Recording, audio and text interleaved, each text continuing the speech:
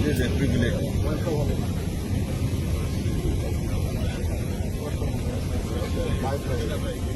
My president.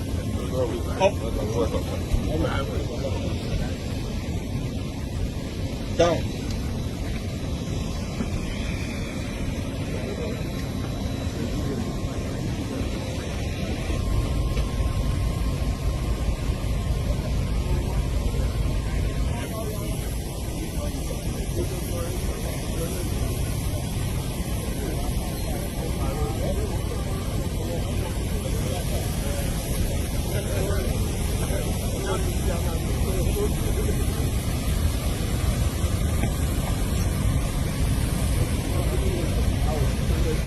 Shugaba ya dawo lafiya.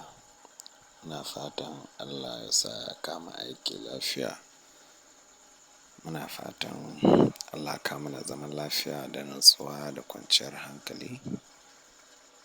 Sannan muna fatan Allah ya ƙara ɗasa masu imani a cikin zukatansu domin su ji tausayinmu su ƙara rangwanta mana.